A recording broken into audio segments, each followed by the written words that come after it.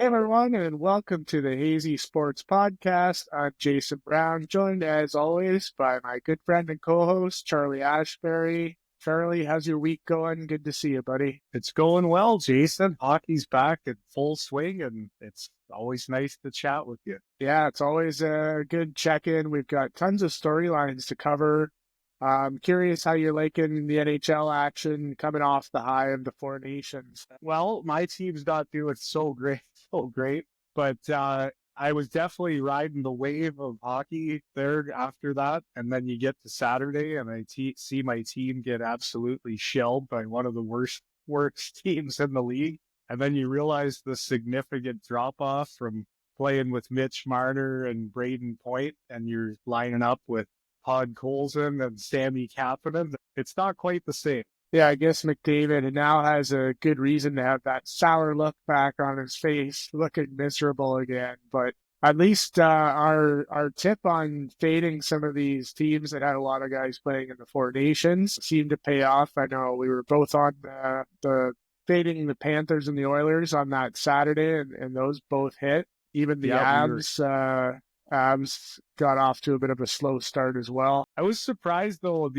I thought more guys would be taking a game off after that. Like, you got to figure you're pretty drained after that. But almost everybody, the only two guys I know that didn't play were the Kachucks. Yeah, I thought the same thing. In fact, especially with McDavid, he looked pretty drained at the end of the Four Nations. So I kind of thought maybe they would just give him a lower body injury for a couple of games, because that's going to be a long grind. He went the long playoff run last year into the regular season, no break during Four Nations Cup. He's playing that the whole time, and then basically right back into hockey. And he's got to push through the regular season and hopefully another long playoff run. But that's a long stretch for him. I would have thought maybe they could have strategically found a way to give him a rest for a couple games just to get his battery topped up for the final stretch.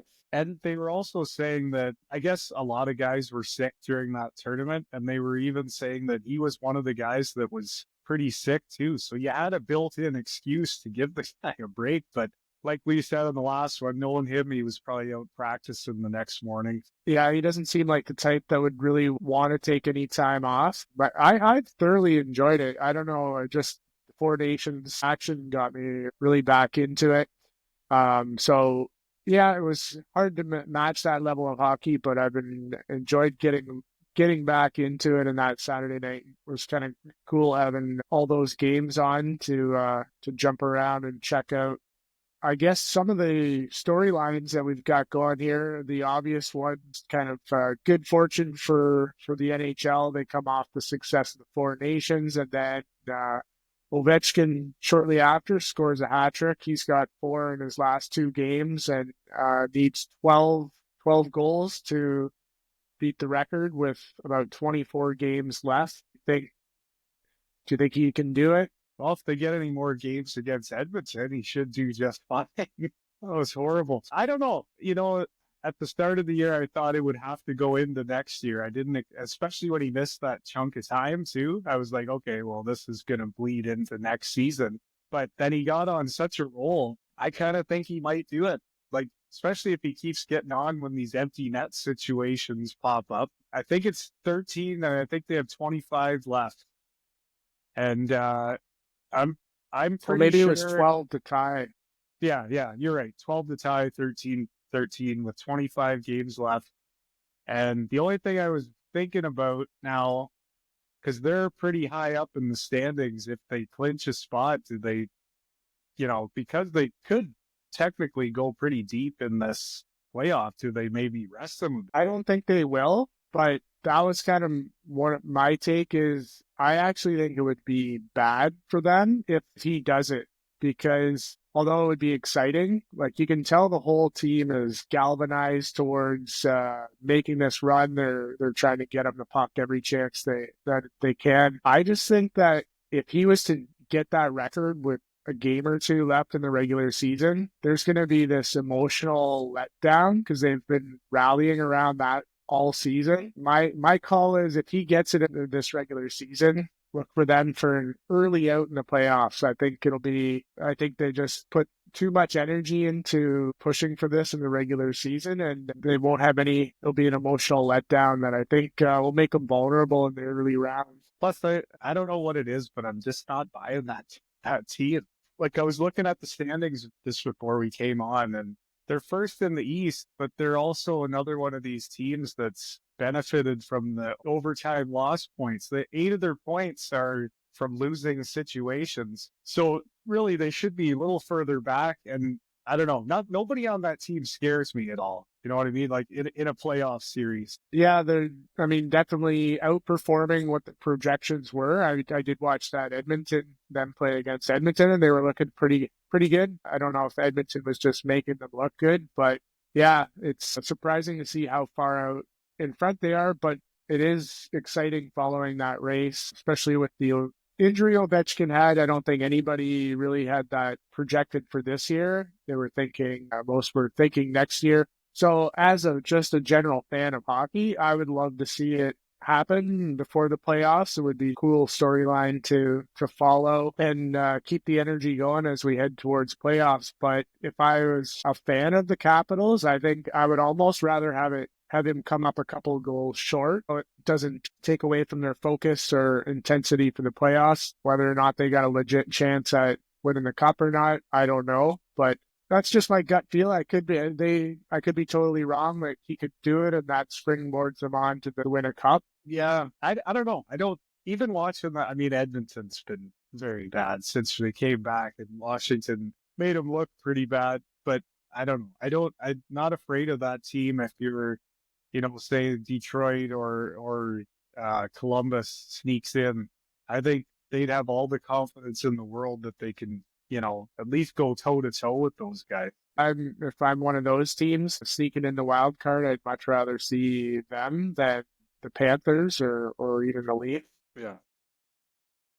Back to Ovi though, what's your thoughts on his record? A couple things I wanted to run past you is, as impressive as it is, does it take anything away from the fact that he scores about half his goals the exact same way, a one-timer from the hash mark? Well, I don't know. Was anyone mad when Jordan kept doing the fadeaway? Yeah, good point. Good point. If it works, keep going. Yeah, it's just more funny to me that it's so predictable and yet so unstoppable. Yeah, I kind of compare it to every time I see Draisaitl put that one in on the goal line almost. Like, everybody knows that's where the puck's going, and somehow it still seems to work all the time. It is kind of crazy. And to do it at his age, at 39 years old, it's kind of got me thinking, like, 4 years ago, we saw Brady still playing at the highest level as he was 40. We're seeing LeBron at 40, still one of the top 10 players in the NBA. Now, Ovechkin, is this kind of the new norm of guys just having more, I guess, better medical attention, better nutrition, and I guess exercise science to keep them healthy longer? Yeah, the longevity seems to just keep going and going. 39 doesn't even seem that old, but I guess when you've been, going full tilt since you were 18, 19 years old, it is like, it's hard to believe to me. I read something, I think this was last year, whenever Joe Thornton retired, and he was the last guy drafted in the 90s to play in the NHL, which is kind of wild when you think about it like that. All those guys are gone. Yeah, and he was operating at quite a limited level, but for the last couple of years of his career, he was more of a glue guy for the last couple of years. But Ovi's scoring goals at, I think, the second or third best pace of his career. And you talk about Brady and LeBron; those guys it's well documented, all the work they put into their body and health and nutrition and mindset. I don't think Ovi's doing that. I think he's just a complete specimen. Like, didn't he used to like crush Pepsis on the bench and stuff like that? Like, he's not really known as a guy that's really, doing everything he can to take care of his body. Yeah, I remember hearing those Pepsi stories too. And anytime you listen to guys that played with him, he wasn't exactly watching what he ate. I like that. That had to be the most epic cup celebration. When anytime you saw him, he just looked like he was on a 3-week bender, straight and nonstop. Yeah, I think he just has the God-given genes and the perfect one-timer that's allowed him to stay operating at such a high level. But it is pretty impressive, and it'll be exciting to see how that unfolds through the remainder of the year. So I got some numbers here I wanted to go through with comparing Gretzky and Ovechkin. Okay. It was actually pretty interesting. So they both played. Well, Ovi's played 1,468 games. Wayne played 1,487. So pretty close. Okay, so both of them had 950 goal or more seasons, which I thought was pretty neat. But this is the one that surprised me the most, because I would have thought Gretzky would have been more of a power play goal merchant. But Yeah. Ovechkin actually has 116 more power play goals than Gretzky, 320 to 204, which that actually really surprised me, especially, back in the 80s. You thought Oilers would have been scoring 6-7 power play goals a game.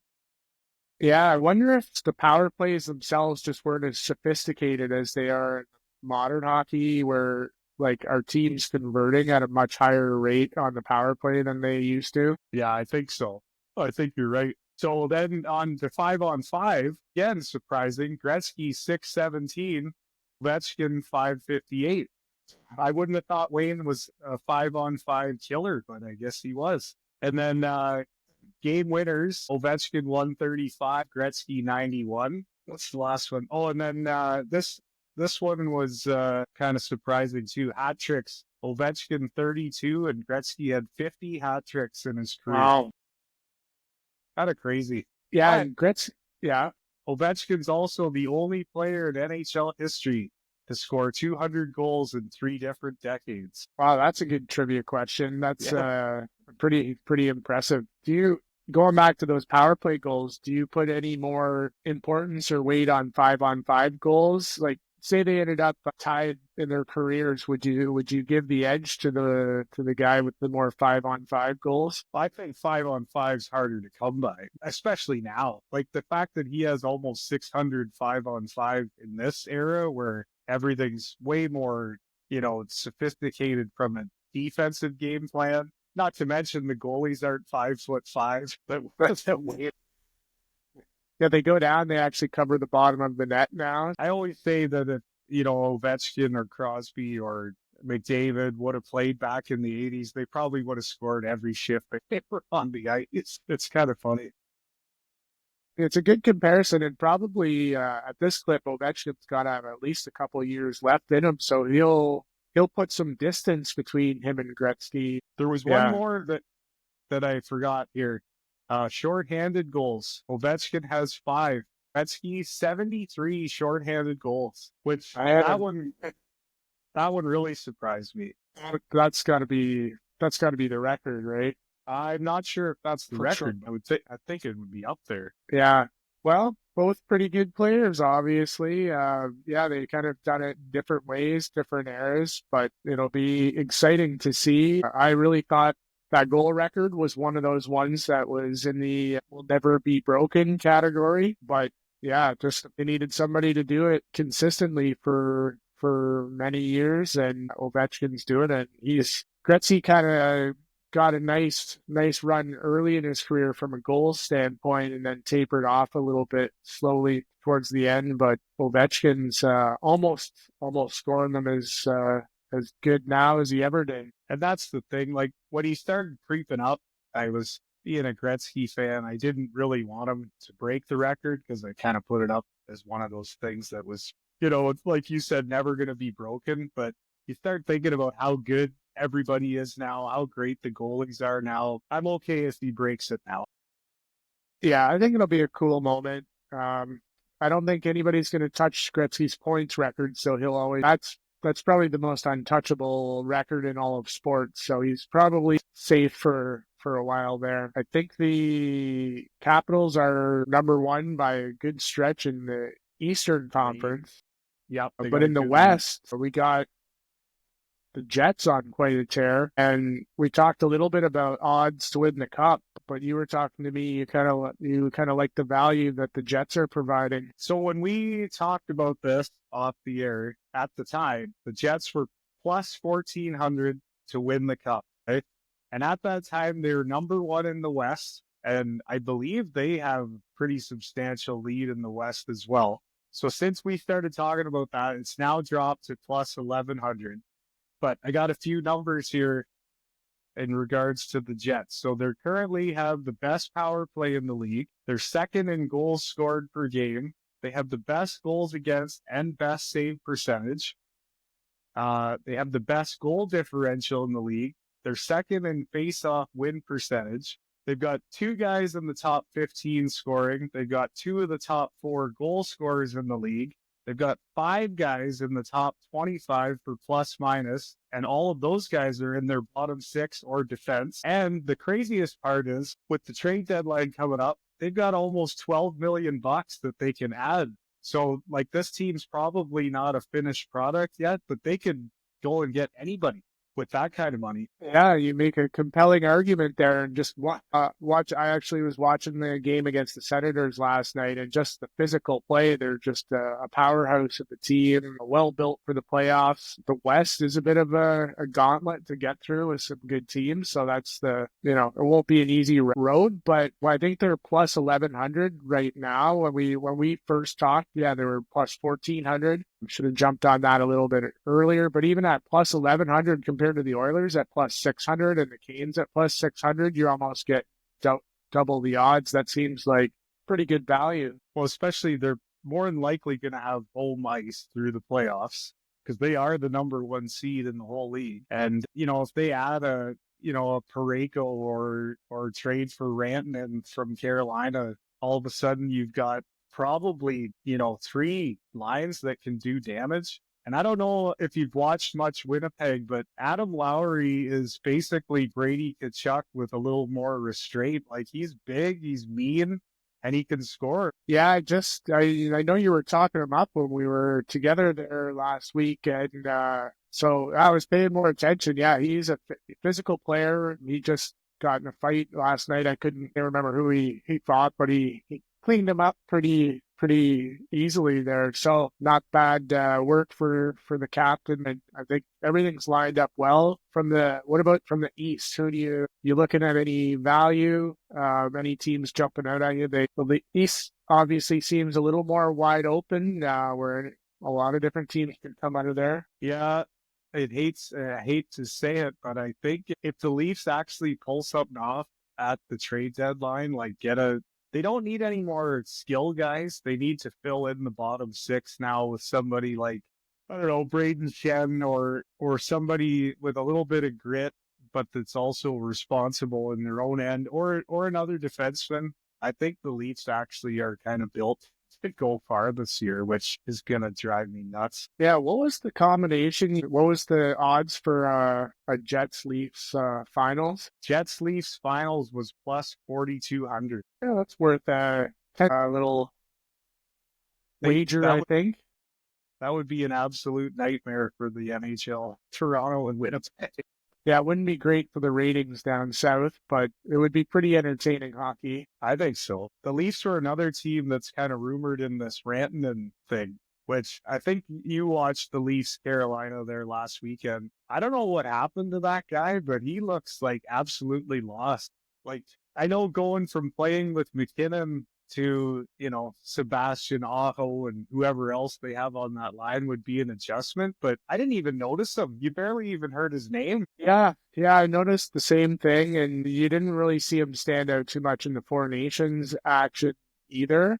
I can't say, because he played in Colorado, I didn't watch a lot of their games. They're usually on a little later, so I kind of know him more from the highlights. So it's hard to get a full gauge on the guy's game, but I did go back and watch some highlights on YouTube just to get a better sense of him. And he is like a pretty dominant player when he's rolling. He's big. He's got great hands. He can finish. He can pass. But yeah, it's hard to tell how much of his success was based on playing with McKinnon, I guess the one thing that I was thinking about is just from a human perspective, when you kind of get blindsided with a trade like that, and then you're all of a sudden moving across the country, playing with a bunch of new guys. I think he had like a week to play with the Canes, and then Four Nations started, and you're then up to Montreal for that, and then back with the team.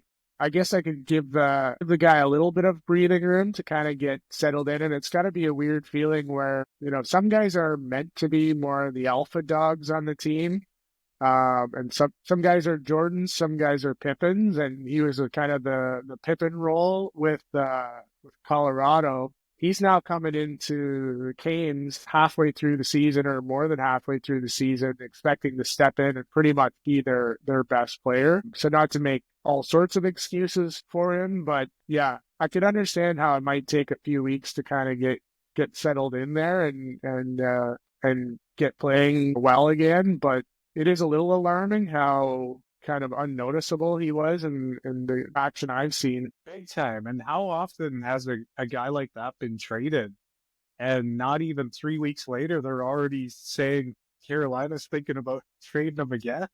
Like, I don't think I've ever heard that. Well, I think, yeah, the weird part from what I've heard is that usually when there's a big trade like that, the team, if you're trading for a guy like that, you'll be in touch with his agent or something. So you kind of have a bit of a feel for it, and it's not a complete shock, but apparently they didn't do that. I guess during the Four Nations, they had a Zoom call with him and his agent, and Carolina put a pretty decent offer in front of him. But from what my insiders are saying, he's just, there's been so much change going on. He's not sure he wants to sign long term there. It just, yeah. So it's tricky, I guess, because if he doesn't re-sign in Carolina, they gave up a fairly good asset to get him and didn't get much out of it. But if he actually plays well, like obviously they could make a run for a cup. And even if he's a rental, if they got them to the cup finals, it would almost be worth it, even if he didn't sign. But there's certainly lots of rumors swirling around about potential trade destinations for him that could still happen. Well, it's kind of a unique situation too, where he's, on the market at probably a $10, $11 million guy, but because it's halfway through the season and he's not making that much now, pretty much any team can add him, because I think his cap for the rest of the year is only like $4 million. So even teams like Edmonton, who are pretty up against it cap-wise, could actually add this guy, which I would be okay with, even though he's been struggling, but we'll see. Yeah, I think it's a weird one. Yeah, I really just, that's my gut feel, is he's not the type of player that's going to be your lead guy, but he can be a very good wingman. He could be a good second best player. Yeah, but it'll be interesting to see. Carolina's problem is I don't think Carolina has that lead guy. I think they got a bunch of, like you said, bunch of second fiddles there, but no real driving number one alpha dude. Yeah, it'll be interesting. I mean, we'll see what happens. The trade deadline is next Friday, so either it'll happen before then, or we'll see how it plays out in Carolina for the rest of the year. Is there anything else, speaking of the trade deadline, that you're keeping your eye on or that intrigues you? Well, I'm curious to see what Edmonton's going to do. They're kind of in limbo with this Evander Kane, whether or not he's going to play this year or not. If he doesn't play, they've actually got quite a bit of money to play with. But if they don't do something about the goaltending, they might as well just pack it in now. And I don't even blame the goaltending as much as just the team defense and the goaltending. Like, I like Evan Bouchard as a player. He's a great offensive defenseman, but he has been absolute crap since they came back. He probably had one of the worst games ever the other night against Tampa Bay, and I can't believe they haven't benched him. Like, they did bench him actually in the one game for a few shifts, but that's another guy that needs a night off. It seems like once a game, he's firing a terrible pass, like absolute wrong time, making horrible reads. And the worst part is, like, this is a guy who thinks he's getting $10 to $11 million a year coming up, and I just don't see it. You can't pay that guy that much money. Yeah, well, that'll be interesting because is he your top Like, I don't watch as many Oilers games as you, but he would be their number one D-man right now, or? Yeah, if like from an offensive perspective, he definitely like he runs the power play. He's out there. He's getting his points and everything, but when it's 5-on-5, he's a lot of times a friggin' liability out there. It kind of reminds me of a couple years ago when Morgan Riley was, he was doing the offensive stuff, but he wasn't responsible on the defensive side. And it's very similar. I would say Bouchard's maybe a little better offensively, but you can't give a guy like that 10.5 or whatever he's supposed to be getting if he's not going to tighten things up in their own end. Oh, that'll be interesting to see. Obviously, the Oilers are always dangerous and anything can happen again. And are you feeling good about the playoff run this year or feeling a little? Yeah, right now I wouldn't say they're going to be doing much, especially like you said before, the West is pretty loaded. Like unless they figure something out or get some players back on track, like I can't see them going too far, but you never know. I didn't think they'd make it all the way as last year, and they came within one game of winning it all. But that said, one guy, you make one change and that could, and then you get Kane back for the playoffs. You never know. Yeah, well, it'll be interesting to see. And we've talked about some of the more top-end teams that are favorites going in as you kind of look towards the last 20 or so games here. Is there any bubble teams that you're cheering for or that you think would be fun to see get in there and make a little bit of a run? Yeah, I found myself watching a lot of Columbus Blue Jackets games recently, mostly because it seems like there's a lot of action in their games. Like if you want to sure bet Columbus Blue Jackets overs are pretty much money. They're just a good young team and they're fun to watch. They got some offensive skill. Like, I don't know if you've watched them at all, but they've got a couple Russian guys they got a lot of skill. Kent Johnson, I don't know if you remember him from the junior team a few years ago, but he's finally healthy and playing. And then if he's in the mood for fighting, that Matthew Olivier might be the toughest guy in the league. I don't know if you saw him fight Ryan Reeves, but man, it was a good one. Oh yeah, I did see that one. That was good. Yeah. Well, it's funny you mention that because my bubble team, I'm a little biased, is the Wings. They haven't been in the playoffs for 8 or 9 years. They're actually fighting Columbus, battling Columbus those two are in the 7-8 spot right now. They play tonight and then they play again Saturday in the Stadium Series game. So they pretty much have back-to-back games. So those are going to be two great games. I think those are going to have a playoff intensity to them. And the Wings are obviously the team I'd like to see get in there for a variety of reasons. But I got that one queued up for tonight at 7:00. And then, looking forward to the Stadium Series game on Saturday. I was actually reading a thing today that the Red Wings are kind of an outside team that might be in on Jordan Binnington, which would be pretty interesting, especially coming off the Four Nations. And I think, like, that guy, you get in a playoff series with that guy, he's he'll steal you a game or two, I think. Yeah, I listened to a Red Wings podcast and they were actually talking about that because they just recently traded Billy Husso as their third string goalie, but their highest paid goalie. So that got him I think $3 million or so in cap space. So I think the Wings have a decent amount I think they have 12 or 13 in cap space, so they could make a move as well. And so that would be. And Binnington's salary, I think he's only $5 million a year or something like that. So pretty reasonable value. But the Wings actually have since Todd McClellan took over December 28th, they have the best record in the NHL. Since then, they've had 2 7-game winning streaks. Their power play is just firing. But I'll give you a case for why I think they're a fun team to follow and get excited about. They have a core nucleus of 3 guys that take me back to the glory days of the Wings. They got Larkin. Now, I'm not saying he's Yzerman. No, I won't make that comparison. But I'm saying he's kind of like an Yzerman light. You got Lucas Raymond, who is kind of like Henrik Zetterberg light, and you got Mo Seider, who's kind of like a Nick Lidstrom light. They're all locked up to like 7-8 in the early stages of 7-8 year contracts. So it's just a cool nucleus to build on, a core defenseman, a center, and a winger like that are going to be around for a while. And then you got Patty Kane, probably one of the bigger liabilities in 5-on-5 hockey, but as far as power play and overtime and shootouts go, he's pretty lights out there. So he's fun to watch. DeBrincat's having a great year. So there's just a lot of fun players, and they got some good guys coming up in the system.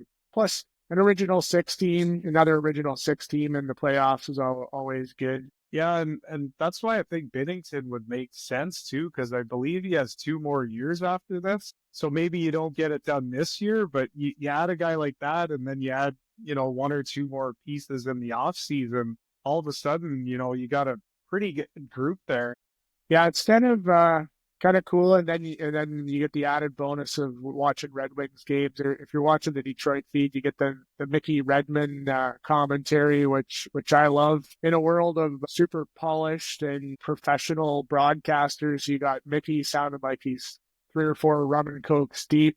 Just no filter, laying it on the refs, letting his homer bias come through a little bit. I love it. Just feels like watching it with your old uncle or something like that. That was great the other night with the face-off there. That was one of the funniest things I've seen in a while. So they're playing at Buckeye Stadium on Saturday? Yeah, I think they're trying to recreate. I think they played at the Big House one, but I don't know if it was Columbus. But no, it was the Leafs, I think.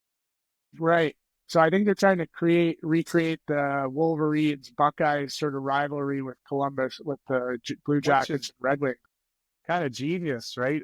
Do you know, did they sell that out? Because that's got to be like 90,000 people. I think so. I think, here's my take on the outdoor game. I don't think they're the greatest hockey to watch. I think it's probably a really cool experience to be a fan at one of those games. But honestly, I don't look forward to watching them from a television perspective. I'm almost looking for, I think it'll be cool, just the atmosphere. It's a Saturday evening game, so it's just going to be like prime time. But the quality of hockey just doesn't, is never going to be as good in sort of one of those outdoor settings as it is in a indoor rink.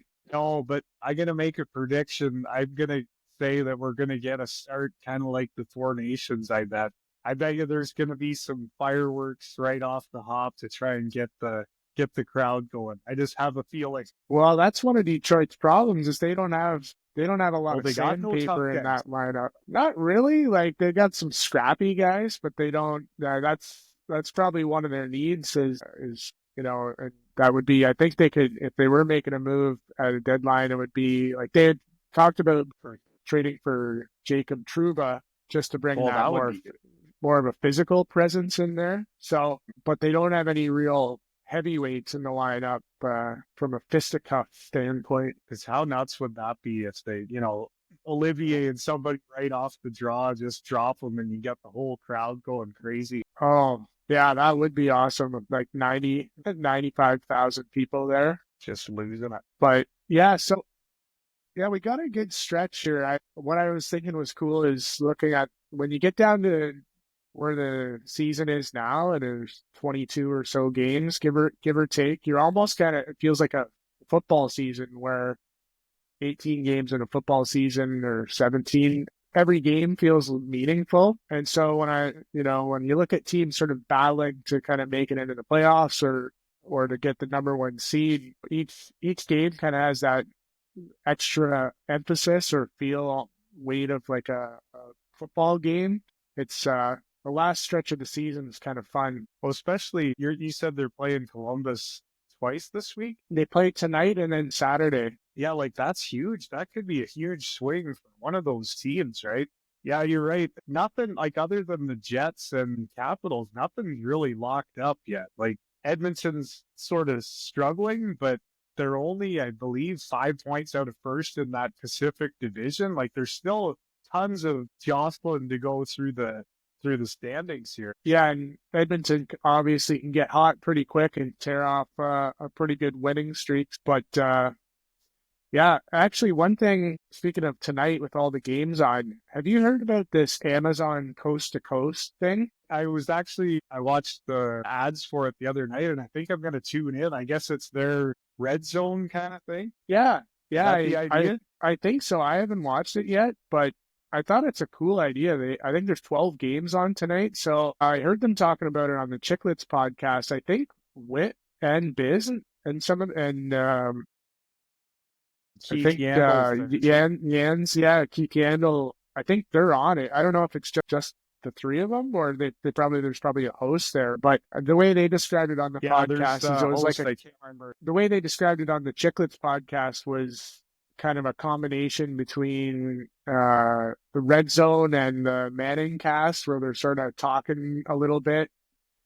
I'd rather see it a little more Red Zone than the Manning cast, but that group's pretty fun. You know, when there's 12 games on, throw a couple bets down, and it's kind of fun jumping in and out of the games. I think I'm gonna check that out tonight. I'm definitely gonna check that out, and I got two. We'll call these the hazy locks for tonight. Well, one's for tonight, one's for tomorrow. I'm taking Edmonton to beat Florida tonight, and my reasoning: they put the top six back together. There's no more dicking around with crazy line combinations. And finally, Jeff Skinner's going to be in the top six. He's been buried in the bottom. And it's the first time in McDavid's career that he's gone 10 games without a 5-on-5 goal.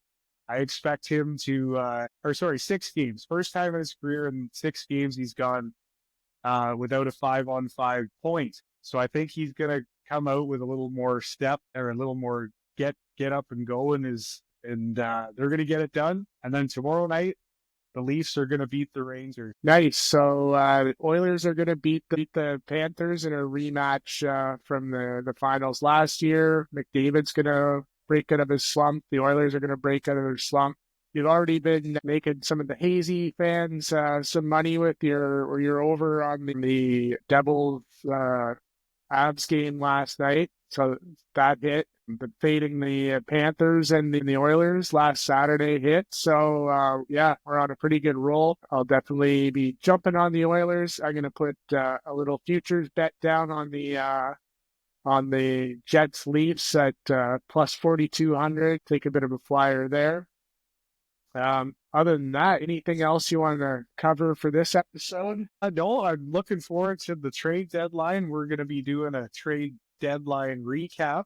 Hopefully there's some big blockbusters we can react to. Yeah, hopefully our teams do something. Yeah, that would be cool. And either way, there'll be some. We'll be able to check in on the OB goal chase. We'll be able to see how, another week towards the playoffs, see how teams are jostling for position. And you're going to a Knights game tomorrow. Yeah, taking the young lad. It's his birthday on Saturday, so we got tickets to see the London Knights and the Owen Sound Attack. So looking forward to that. I haven't been to a Knights game in a while. So I get to see some of the future NHL stars there. Yeah, take some notes for our draft preview show. I guess that'll be more in the summertime. But see if you can do a little scouting there, and hope you guys have a good time. They always put on a pretty good show there. It's a great atmosphere, so I think you guys will have a good time. Yeah. Well, right on. Good catching up with you, buddy. Enjoy the games tonight. I'm curious to see this Amazon Coast to Coast, how that goes. Hopefully the bets come through and you're riding high into tomorrow for the Knights game. We'll check back in with you post trade deadline and talk to you then. All right. Later.